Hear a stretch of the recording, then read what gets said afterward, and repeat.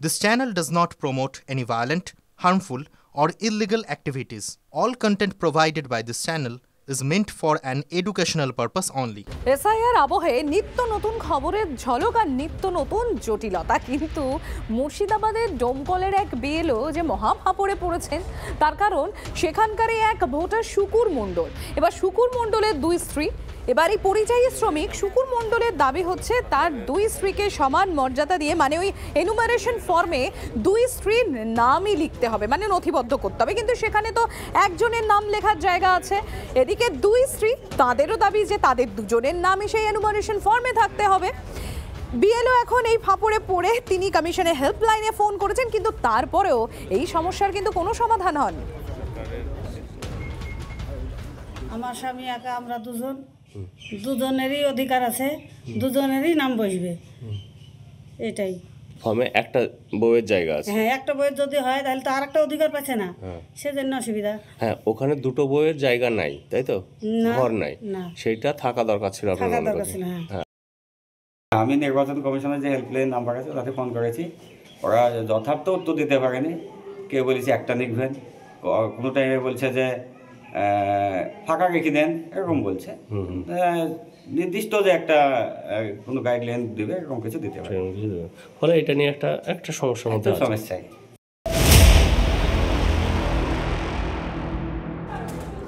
একদিকে মুর্শিদাবাদের ডোমকলের এই বিএলও যখন শুকুর মণ্ডলের এই মহা সমস্যার সমাধান খুঁজে পাননি, অপরদিকে মালদার একটা ছবি আপনাদের সামনে আমরা তুলে ধরি। মালদাতে সেখানে যে ভোটার তার কথা মতো ফর্ম ফিল আপ বিএলও করেননি বলে সেই জন্য রীতিমতো বিএলওর পরিবারের উপর চড়া হয়েছে, এমনই গুরুতর অভিযোগ উঠেছে। মালদার সেখানে দাপুটে কংগ্রেস নেতা এবং তিনি জমি মাফিয়াও নাকি, এমনই দাবি করা হচ্ছে স্থানীয়দের তরফ থেকে। এদিকে বিএলওর যে স্বামী, তার উপরও শারীরিক নির্যাতন করা হয়েছে, গুরুতর অভিযোগ।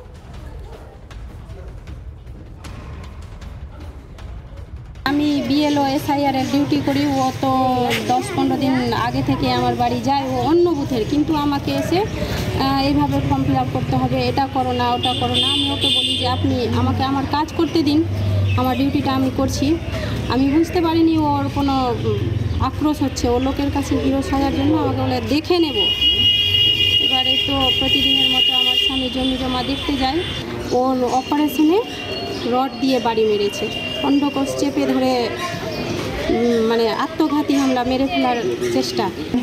কসিমউদ্দিন। কি করে এই লোকটা ছোটোখাটো জমি মাফিয়া। শুনলাম যে কংগ্রেস আশ্রিত যারা কর্মী আছে কংগ্রেসের, তারা নাকি এই ঘটনা ঘটিয়েছে। আমি প্রশাসনকে বলবো এগুলো নিন্দনীয় ঘটনা। বিএলওরা নিজের কাজ করছে, সরকারের কাজ করছে, নির্বাচন কমিশনের কাজ করছে। আমি প্রশাসনকে বলবো একদম মানে কড়াভাবে ব্যবস্থা নিতে, যারা এই ঘটনা ঘটিয়েছে তাদের বিরুদ্ধে কড়া ব্যবস্থা যেন, আইনত ব্যবস্থা যেন প্রশাসন নেয়। মারার কাজটা তো পুলিশ তো হচ্ছে তৃণমূলের গার্জেন, তো কংগ্রেসের বাপের দম আছে? কোনো কংগ্রেসে মারতে পারে, আমি চ্যালেঞ্জ করতে পারি। কংগ্রেসকে ওই শিক্ষায় আমাদের দেওয়া নাই, কেউ নাই ওখানে। কংগ্রেসের কেউ লিডারশিপ আছে, কংগ্রেসের কর্মী নাই বললে ভুল হবে, বাট কংগ্রেসের কর্মীরা এগুলো করেনি, একদম গ্যারেন্টি। অবশ্যই তৃণমূল না করুক, আর কে করবে?